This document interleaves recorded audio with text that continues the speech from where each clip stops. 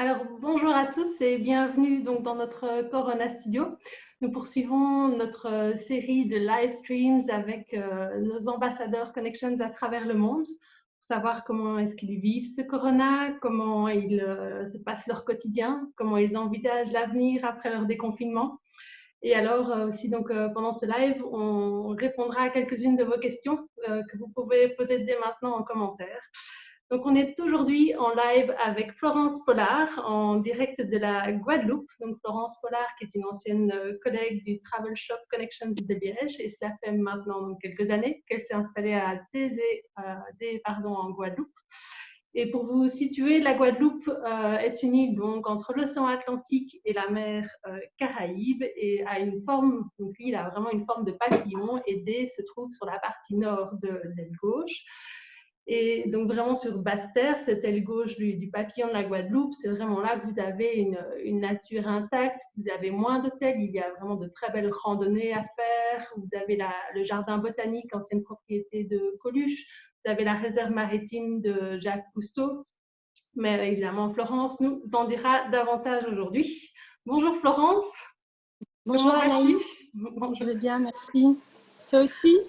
Ça va très bien, merci. Alors, pourrais-tu déjà en quelques mots nous parler un petit peu de toi et voilà, comment est-ce que tu es arrivée en Guadeloupe en fait?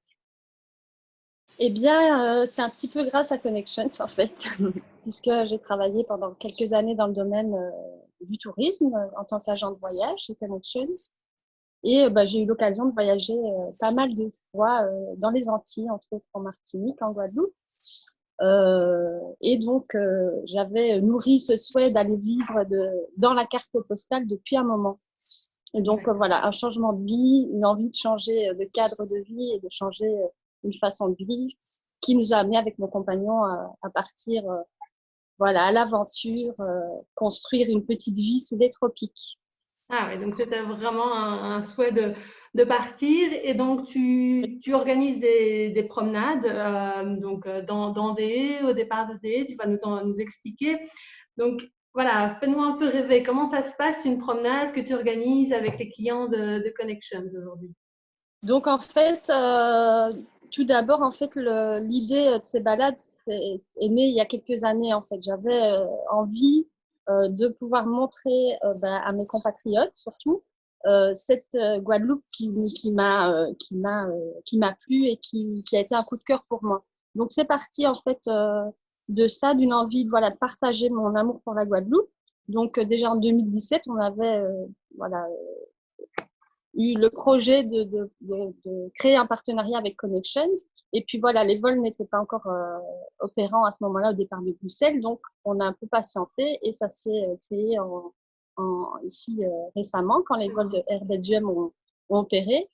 Et voilà, moi, c'est vraiment l'idée d'aller à la découverte vraiment du Guadeloupe authentique, proche des Guadeloupéens, proche de la nature, donc aussi voilà, un cadre ressourçant, naturel, et j'avais envie de partager mon coup de cœur pour cette ville, enfin ce village de Béé, et plus particulièrement de la Guadeloupe aussi, et de faire découvrir aux autres au travers d'une balade, d'une randonnée au départ de Béé.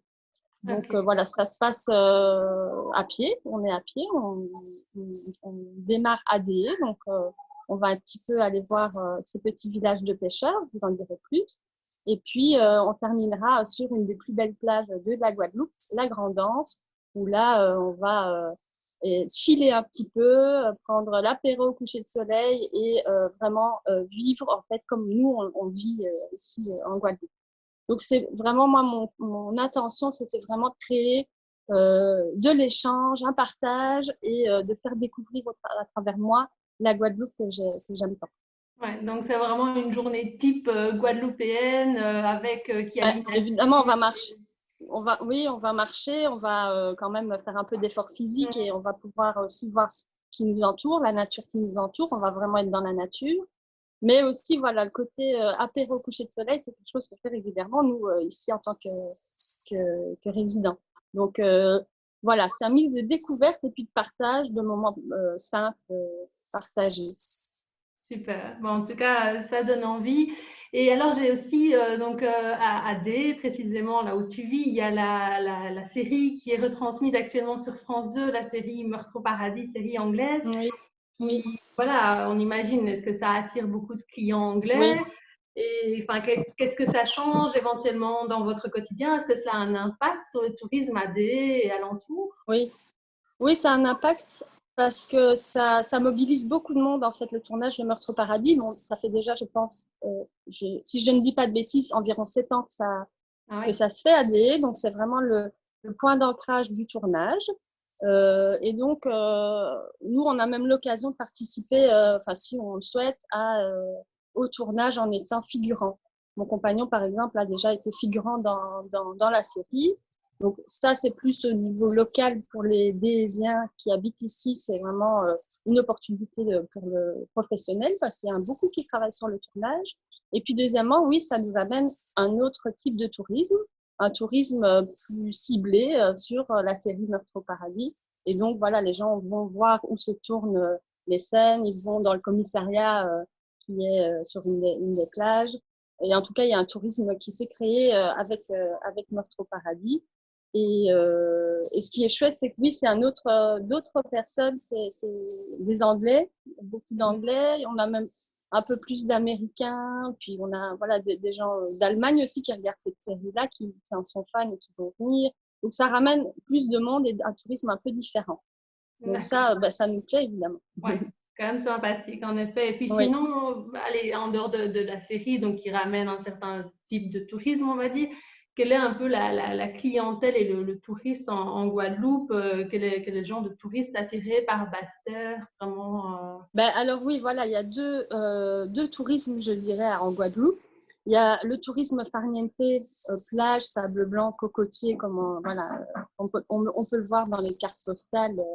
Et donc là, c'est plutôt du côté de Sainte-Anne, Saint-François-les-Gosiers. Voilà, on est plus dans des clubs ou des hôtels, on profite de la plage. La Basse-Terre, c'est plutôt aller découvrir la nature. Il y a beaucoup plus de choses à faire. C'est plus authentique aussi, hein, c'est plus vert, c'est plus verdoyant, il y a plus de choses à voir. Après, je prêche aussi pour ma paroisse, hein, mais la Basse-Terre est plus sauvage et il y a plus de choses à faire, vraiment des balades. La plongée, c'est aussi là que ça se passe de ce côté-ci.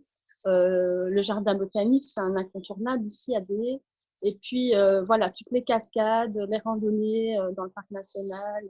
Donc, c'est plus une immersion dans la nature tropicale, luxuriante, comme on peut le voir voilà, en plein cœur du Costa Rica, par exemple, c'est ce genre de tourisme.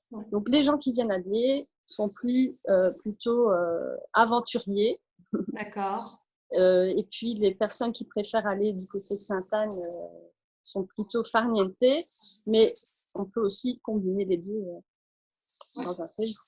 Ouais. D'ailleurs, à ce sujet, comment est-ce que tu aurais un conseil de programme pour un voyageur belge, par exemple, un client Connections? Qu'est-ce que Oui, tu conseillerais comme programme? ben, en fait, moi, en général, ce que je recommande, c'est de venir une bonne partie du séjour sur la Basse-Terre. En tout cas, venir une quinzaine de jours, c'est ni trop ni trop peu, je veux dire. Voilà, on a le temps d'aller voir des deux côtés. Donc, en 15 jours, on peut voilà, faire une petite dizaine de jours sur la Basse-Terre et puis terminer par les plages de sable fin sur la Grande Terre pour voilà, terminer tout le séjour et se reposer, prendre le soleil, peaufiner son bronzage, etc. Donc, moi, ce que je recommande, c'est un mix des deux. D'accord. Bah, pour pouvoir voir aussi tout le panel de paysages et qu'offrent les deux ailes du papillon, quoi. Ouais. Donc, pour moi, c'est bien de combiner les deux pour ceux qui aiment évidemment la nature, en y allant plus longtemps, peut-être sur la Basse-Terre, c'est de l'autre côté. Très Voilà. bien, super. Super. Et puis sinon, la Guadeloupe, au niveau du climat, par exemple, bon, là, on voit des arbres, on se doute bien il fait clair, mais comment est-ce qu'est le climat pour le moment et comment ça se passe au niveau des saisons? Il y a le carême, l'hivernage, c'est ça? Et il y a Oui, aussi, c'est ça. par exemple, le mois de juillet, est-ce que La c'est mousson. une bonne période pour venir ou... Oui, alors, il y a la théorie et il y a la pratique. C'est-à-dire qu'en théorie, il y a deux saisons distinctes, la saison sèche, la saison humide. Après, il y a des petites spécificités en fonction des mois, mais en ce moment, il fait très chaud. Je dirais que pour moi, en ce moment, c'est vraiment la meilleure période parce qu'il fait bon. Bon, il fait chaud, il faut aimer la chaleur, mais il fait chaud, il n'y a pas beaucoup de monde sur les plages, l'eau est à 29 degrés, 30 degrés, donc on peut s'y baigner et elle est calme. Et donc pour moi, c'est une bonne période à partir de maintenant jusque fin juillet. Même si théoriquement, fin juillet, c'est la saison des cyclones qui commence, des ouragans. Oui. Mais en règle, depuis que je suis là, en juillet, en général, on a un grand soleil globalement, mais il fait beaucoup plus chaud. Donc, la bonne saison pour venir en Guadeloupe, ça va être à partir de novembre. Donc, la saison sèche va commencer à partir de cette période-là, jusque mai, on va dire, hein, après Pâques. Mais voilà, ça reste théorique.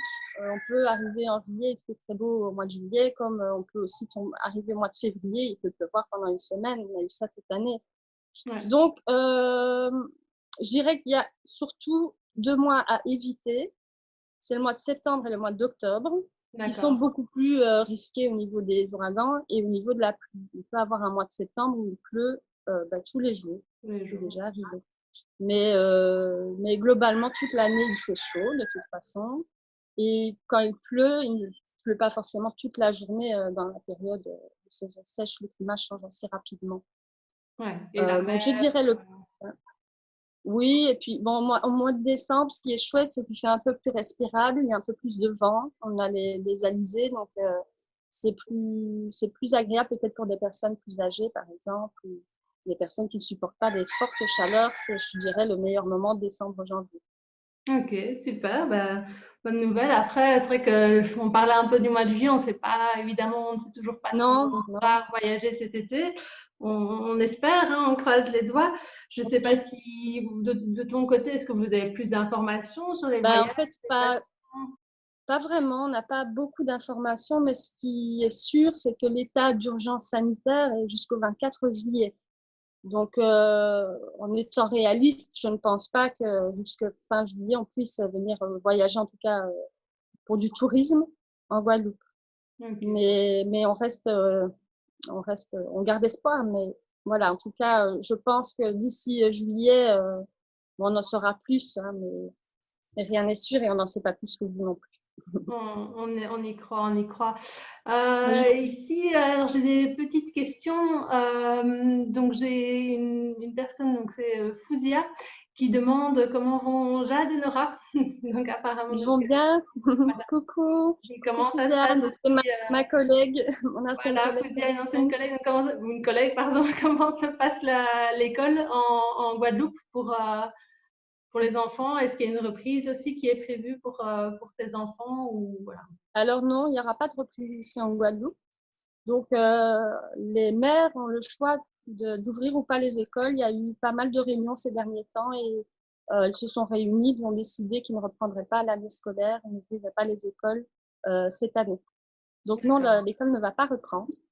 Je pense que pour les soignants, il va y avoir peut-être des classes qui vont être mises en place, hein, c'est déjà le cas, mais pas pour tout le monde. Pas pour tout le monde. Donc, c'est pas prévu. On va rester à moitié confiné pour ça. D'accord. Et notamment ici, donc en parlant de l'école et du confinement, ici j'ai une question de Géraldine qui demande si les mesures de confinement chez vous sont les mêmes qu'en France métropolitaine, par exemple. Oui, c'est les mêmes en fait. En fait, nous, on a eu les mêmes règles et c'est grâce à ça d'ailleurs qu'on n'a pas développé une grosse pandémie ici en Guadeloupe. C'est parce que on a eu au même moment qu'à métropole les mêmes restrictions. D'accord. Exactement les mêmes. Alors ici, je lis encore une question d'Anthony. Donc, le président Macron a donné de l'espoir pour cet été en termes d'ouverture du tourisme et de possibilité de voyager pour les Français d'abord. Est-ce que vous êtes prêts pour relancer le tourisme? Je vois que oui, Oui. plus que près de vous Oui, attendre. on est prêt, évidemment, on attend que ça, tout le monde attend que ça. Nous, on a un peu été coupés en pleine très haute saison. Donc, pour nous, Oui. le mois de mars, c'est le pic. Jusqu'au mois de mai, on travaille beaucoup. Donc, on a été un petit peu coupés dans notre élan. Et nous, on attend que ça, sincèrement, de reprendre. Mais on sait aussi qu'on reste une île, qu'on est plus vulnérable, qu'on est plus fragile. Et donc, on reste très prudent. Et je pense que, voilà, s'il reste aussi prudent, c'est pour qu'on puisse recommencer au plus vite, voilà, complètement l'activité. Mais on attend que ça. J'imagine. Et sinon, enfin, voilà, toujours un peu avec ce confinement, est-ce que, on imagine bien en France métropolitaine, en Guadeloupe, est-ce que tu peux aller continuer à faire des randonnées, toi, avec ta famille? Est-ce que vous pouvez aller à la plage ou justement la plage Non. n'est pas permis, par exemple? Eh bien, on peut marcher, on peut faire des randonnées, mais c'est limité à 1 kilomètre. Donc, Ah oui. ça limite autour de la maison. Mais on ne peut pas aller à la plage. Les plages seront fermées, en tout cas, au moins jusque juin. Ah C'est un oui, peu, oui. Donc, voilà, on ne peut pas profiter du plein air comme on le voudrait.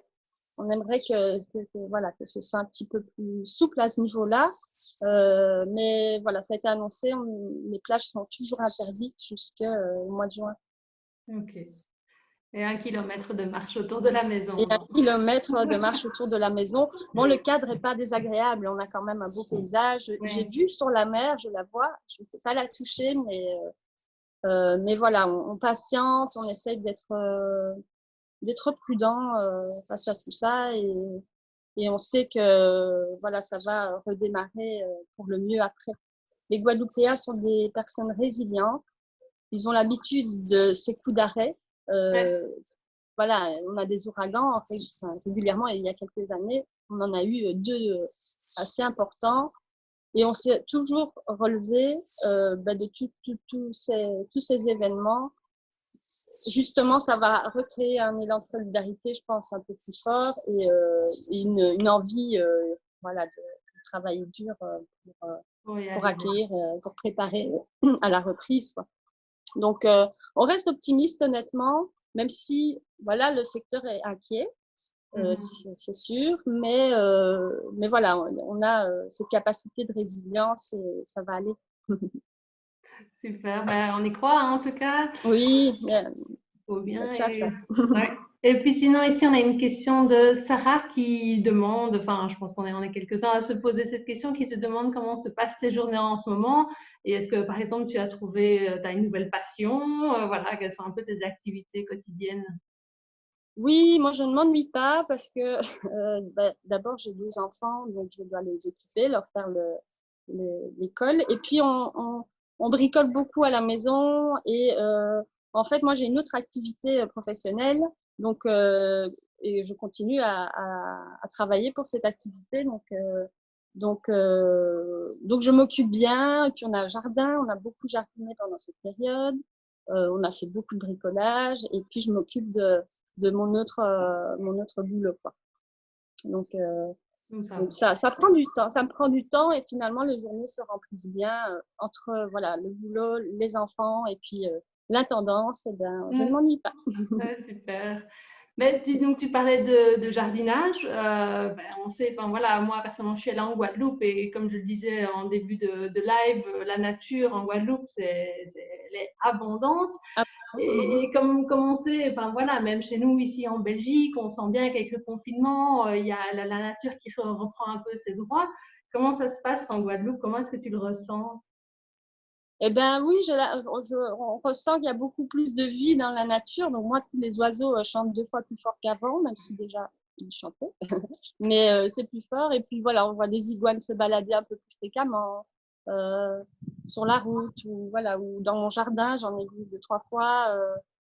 Voilà, des choses qu'on voit peut-être moins fréquemment d'habitude. Et puis la mer, même si on ne la voit pas, on ne voit pas ce qu'il y a dedans, mais elle reprend. Voilà, je pense que ça fait du bien à l'océan de pouvoir un petit peu respirer, de ne pas avoir tous ces touristes dans la mer. Donc, c'est positif pour la nature quand même. Ouais, Mhm. tout à fait.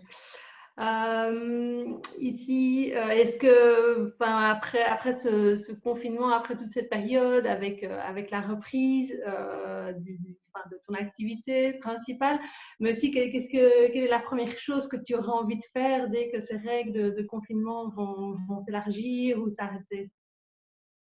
D'aller à la plage. J'ai envie d'aller à la plage, j'ai envie de me baigner, j'ai envie de voir des gens. En fait, ça c'est sûr que ça me manque quand même. De partager en fait des moments.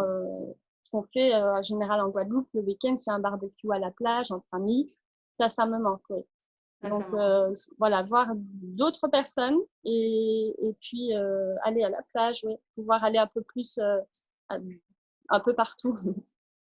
À la plage, à la rivière, faire des randonnées, ce genre de choses. Ouais, aller un peu plus loin que le périmètre de 1 kilomètre. Voilà. C'est ça.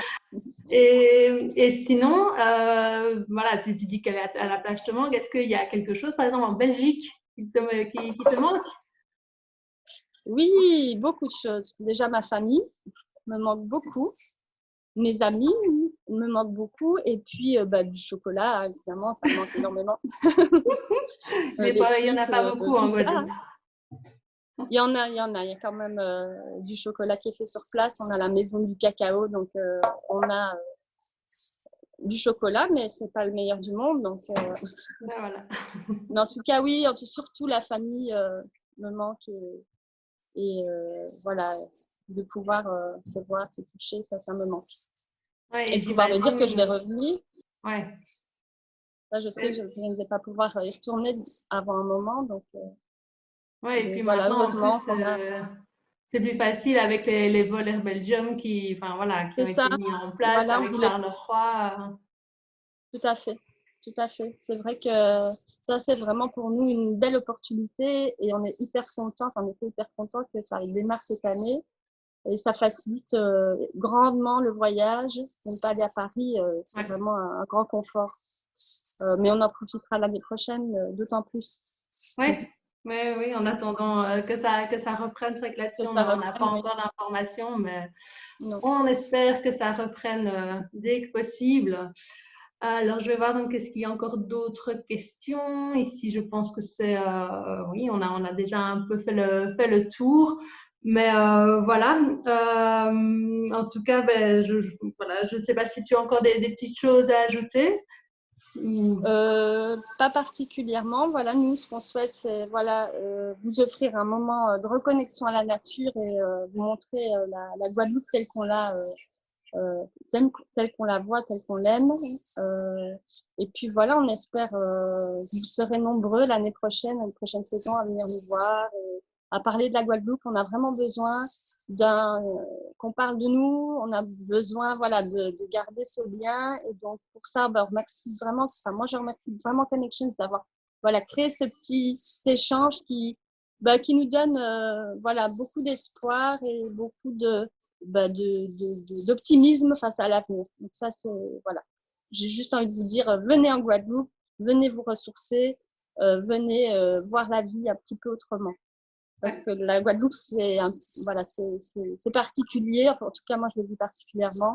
Quand on arrive en Guadeloupe, on arrive un petit peu stressé, un petit peu tendu.